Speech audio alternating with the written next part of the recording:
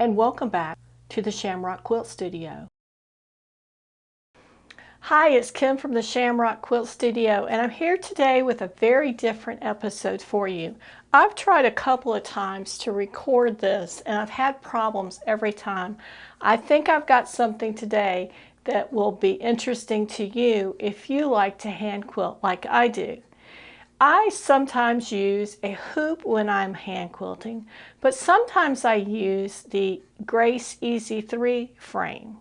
And I have a project that we worked on last year, Blue Star, and I'll leave a link to that project or to the playlist in the comments below.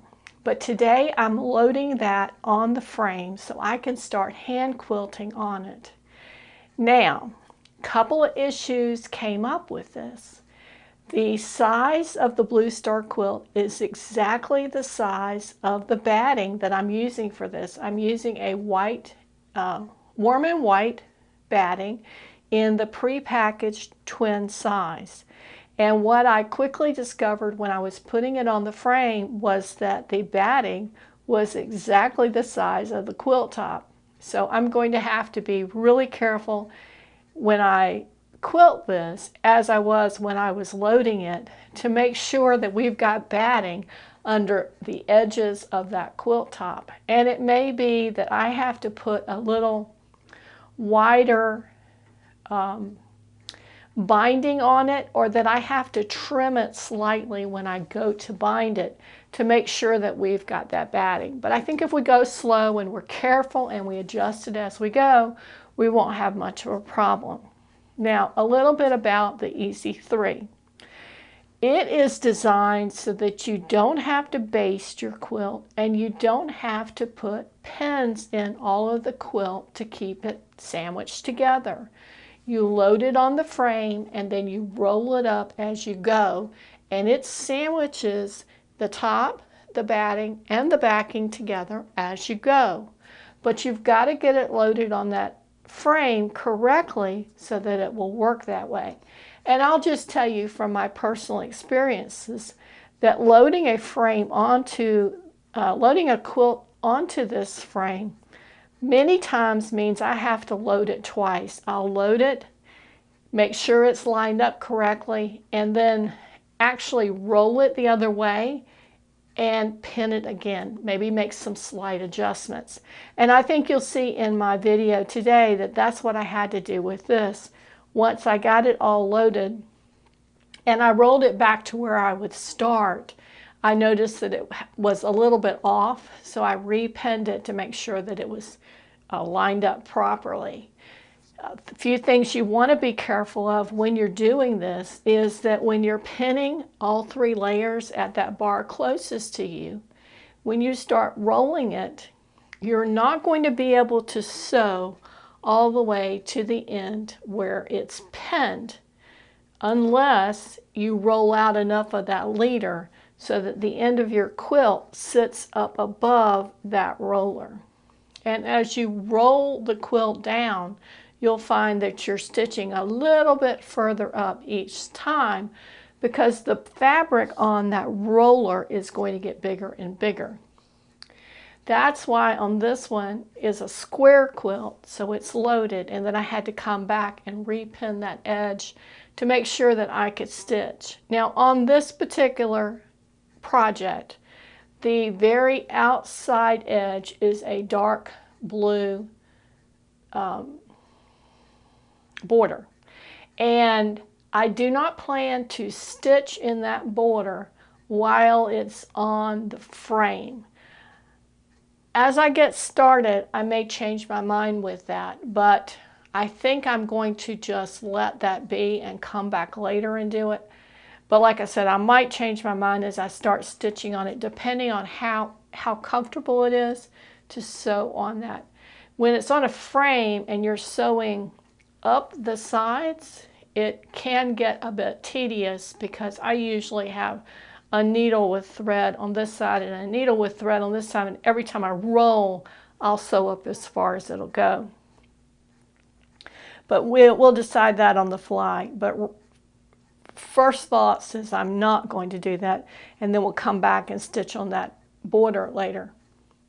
And I haven't decided what stitching pattern I'm going to use quite yet. I think I have a pretty good idea, but I'm just waiting on that I'm comfortable with that I feel like that's right. And I'll tell you this, there have been several times that I've quilted on the frame and come back later even after it's off the frame and quilt some more.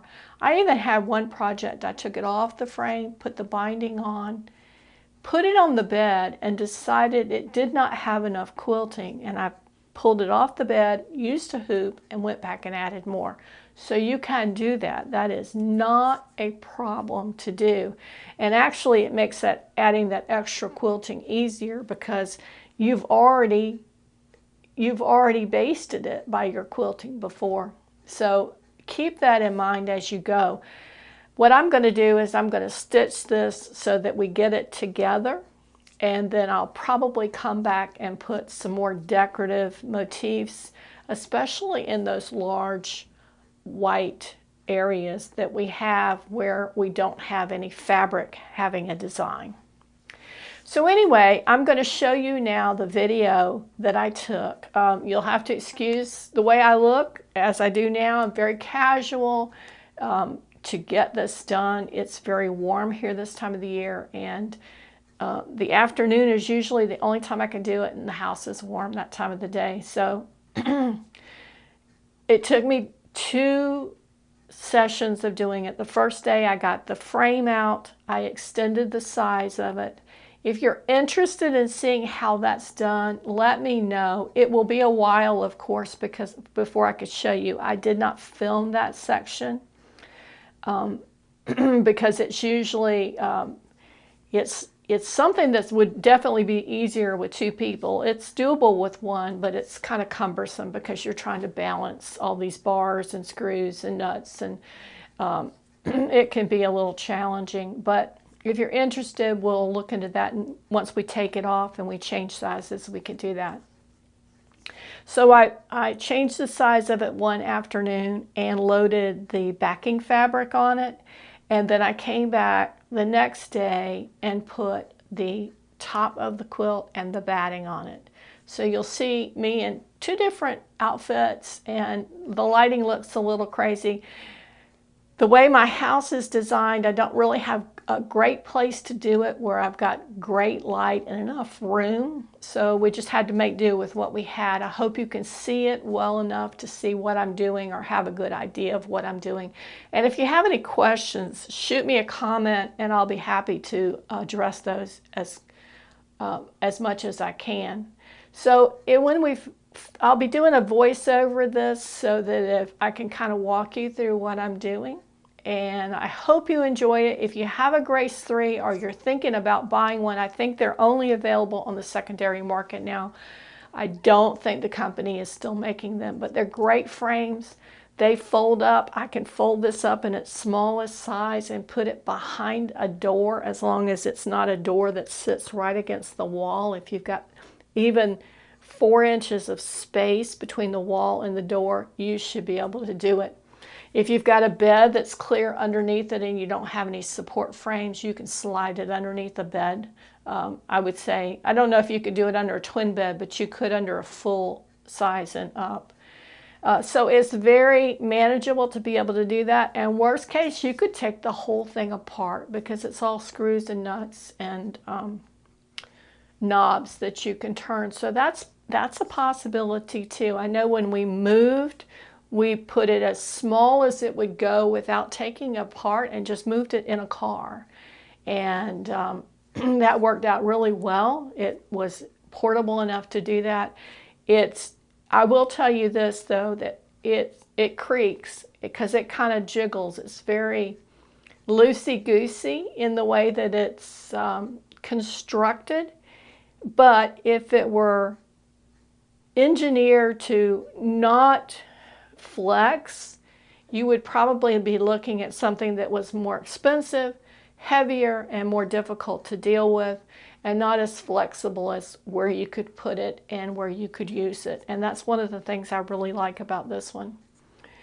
Again, if you like this video at the end, please give us a thumbs up. be sure to subscribe because we're going to be hand quilting on this for the next couple of months. And you'll probably see at least little small snippets of that in the videos to come. Here I am putting the leaders on the Grace EZ3 frame. The leaders attach to the aluminum bars of the Grace EZ3 frame with a plastic tubing. Now the leaders is what allows you to attach your quilt pieces onto the frame, and they attach by that piece of plastic tubing which I'm putting in now. There's a nice little tool that goes with that, and it works the same way as a window screen works. You just press it in the groove in the bar and it will hold it in there. Now these leaders were made by the person who owned this frame before I got it. And I have had to replace the tubing on a second set of leaders and also screws and nuts and so forth in the frame because I do have a tendency to lose them when they come apart and go back together. And I found most of those parts except for the tubing at Home Depot, and I found the tubing at an aquarium store.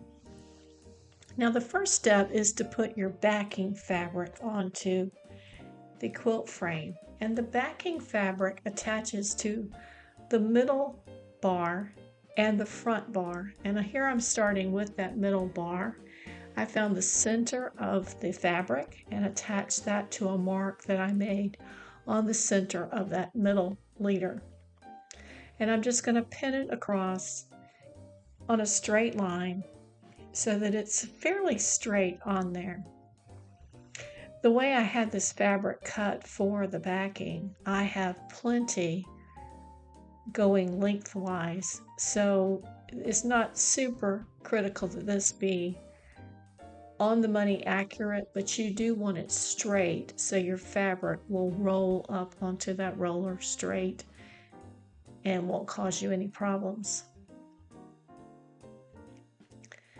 It's a little finicky to get all those pins on there. You want to make sure that you lay your pins horizontal or parallel to the aluminum bars, so when you roll the fabric, the pin just seamlessly rolls in there with it. And there we go, we're starting to roll now. Now as I'm rolling this on, I want to make sure that I keep it straight, that it rolls evenly, and I'm keeping it pulled firmly, not tight, but just enough so that we're pulling a little bit against that center seam to straighten it out and making sure that it rolls up good. And we don't want the ends to curl or fold under. Now once I get this whole piece rolled onto that middle bar, then I'm going to pin it to the leader on the front of the frame. All three pieces of fabric will eventually be pinned to that front leader, and that's where you'll sit in the front when you're quilting. This frame does have the ability to fold up when you're not using it. You can make it 3 different sizes. What you're seeing here is the largest of sizes, and I think it will go up. I think it's advertised for a 90-inch width, but I think actually one time I did one that was 92 inches, and it was squeezing it in there, but it did fit. This quilt is about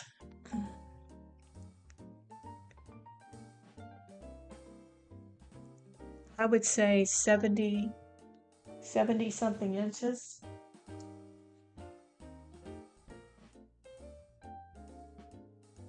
It's exactly the same width as the batting I'm using on this. We'll get to the batting in a minute, but the batting I'm using is a prepackaged twin size, warm and white, and the package shows that the batting is 72 inches wide, which I believe is about exactly what the width of this quilt is. It's a square quilt, so it's about 72 by 72.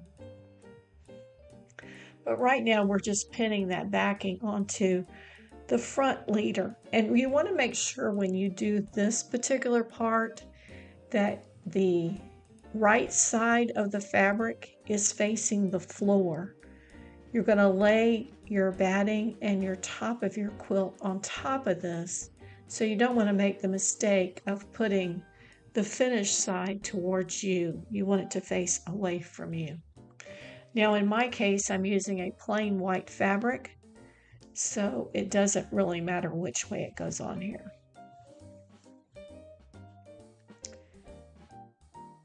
And again, you want it to be straight. You want it to come across the line that you drew accurately and snugly. You don't want to pull it tight or stretch it, but you do want it to be on there firm.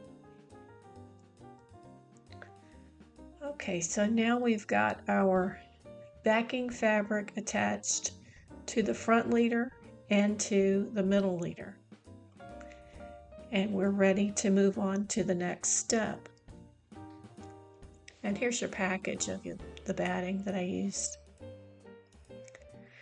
Now, here's the batting. And because the quilt is about 72 by 72 and the batting is 72 by 90, I'm putting the 72 inch along the front of the frame, and I'm pinning it here in just a couple of places to that front leader. And I moved it down so that the backing shows, it has a little bit of a reveal, at least an inch, before we get to the batting, so that you make sure that you have plenty of room. In my case, it'll be to cut off the selvage, because I did put the selvage of that backing right on that line. And now I pulled it all forward and pulled out the leader to the back bar, and we're going to pin the back leader to the other end of the batting. Now I find with this particular portion of loading this frame, this is where I end up making the most adjustments. The instructions that are provided by Grace ask you to pair up the quilt top and the batting together and pin them on together onto the frame. And for smaller projects, that's very doable, but when you get into something that's 72 by 72 or larger, it becomes a little more difficult to be able to do that.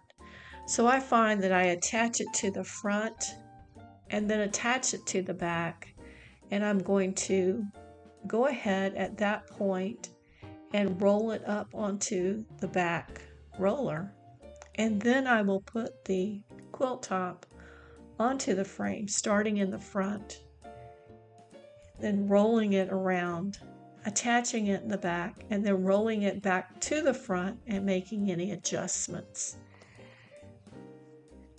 I wish this worked a little bit better so that when you put it on the first time, it was done. But unfortunately, I find that more times than not, something's not straight, whether it's the batting, the backing, the top of the quilt, many different things.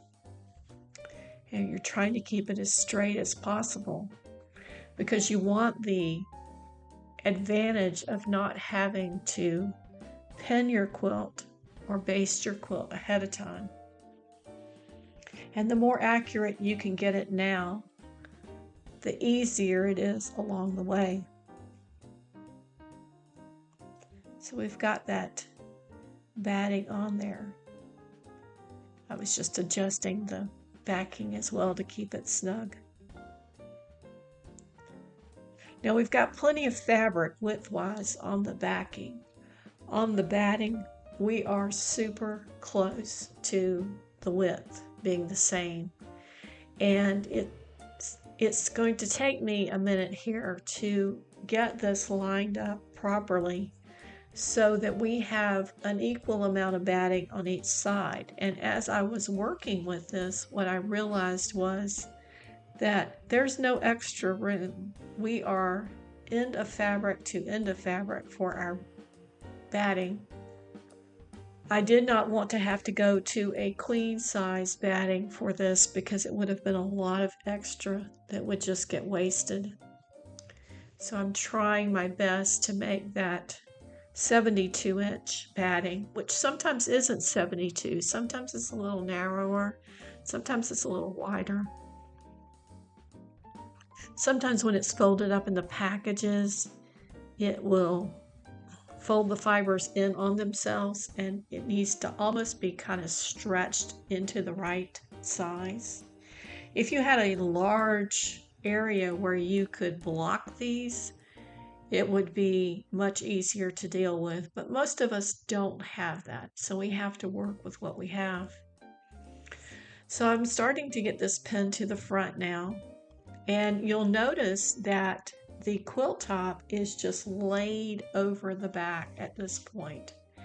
I have made quilts before where I just left that unattached. I did not actually roll it onto the frame with the batting. And here I'm checking to make sure that it's pinned as close to evenly as I can. And I'm getting it straightened out.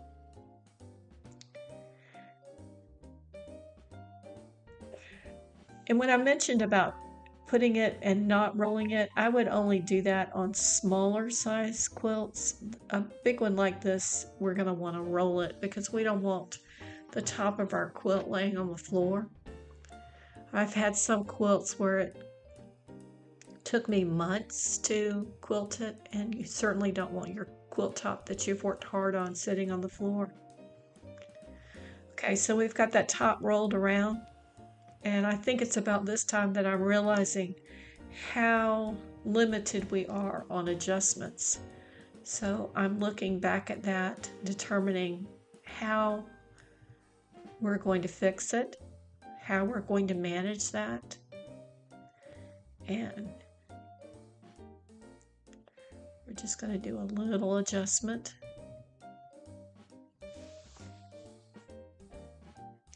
To get it as close as we can to being even on both sides. And you'll notice that that fabric that comes far out on the right, that is the backing fabric. And like I said, we have a generous amount of that. But it's going really well. It looks like, and this video is sped up just a little more than double time. It does take a while to do this, lots of back and forth. Lots of pinning and unpinning. And because it's sitting at an angle to the camera, it looks like it's a little crooked, but when you get up and look at it straight on, you don't notice that. It looks like it's straight, and it appears to be straight in rolling it back and forth. So now we're adjusting that roll. We want to keep it snug on the frame. Now, Grace recommends that you not stretch it and pull it tight because they're anticipating that you're going to do a rocking stitch on this quilt. And if you followed my channel, you probably know that I typically do not do a rocking stitch on my regular quilts.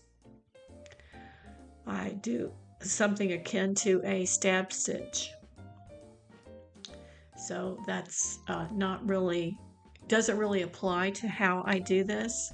I do try to keep it as taut as I can, both from roll to roll and from left to right. And I have some little clamps that sometimes I will use to keep it pulled snug right to left. And each time that we quilt on this, what I'll be doing is checking each time to make sure that we are snug, both left to right and from roll to roll, and adjusting as needed every time before we start moving up on the quilt with our stitching. And if at any time we get off the track as far as being straight, The best time to correct anything like that is as soon as you notice it, because it's easy to make small adjustments where you may be adjusting 1/8 of an inch or 1/4 of an inch right then, instead of making an adjustment later on, which may be 1/2 an inch, 3/4 of an inch, or an inch. It gets really difficult to do it at that point. And we certainly don't want to spend time taking stitches out.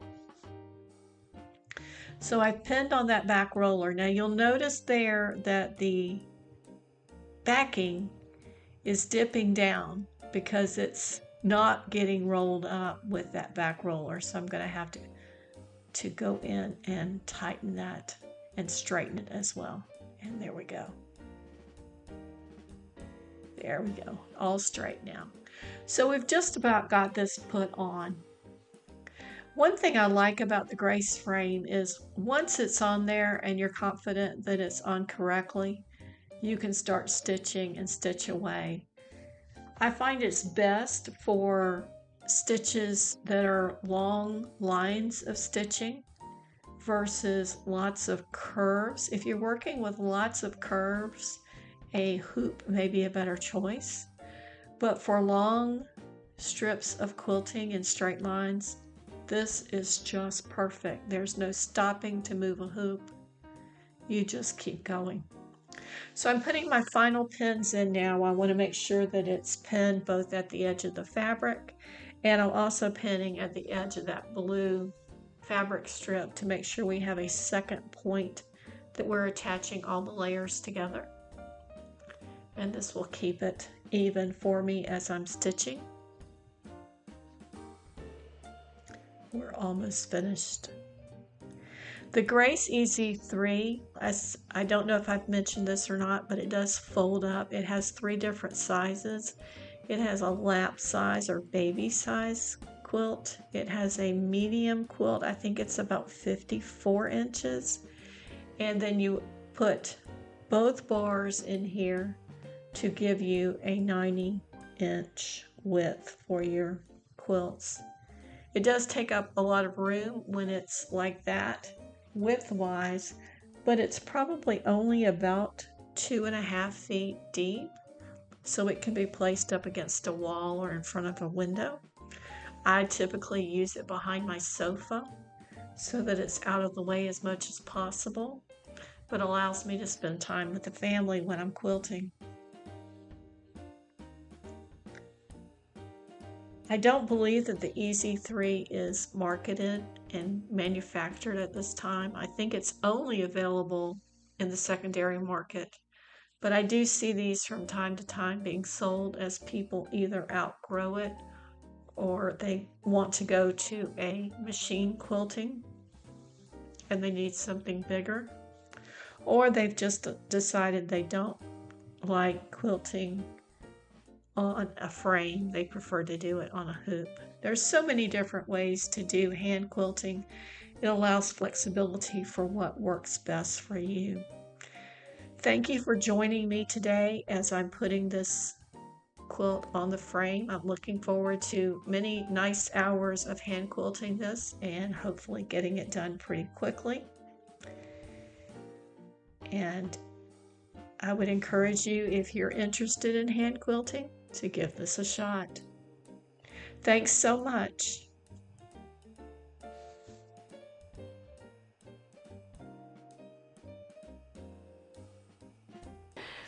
So thanks for joining me today as we put this quilt on the quilt frame. I hope you enjoyed it and it maybe answered some of the questions that you had about this particular frame. And be sure to give us a thumbs up if you like this video. If you have any questions, as I said, put them in the comments. I'll try to get those answers as best I can. Be sure to subscribe, and we'll see you next week at the Shamrock Quilt Studio. Bye.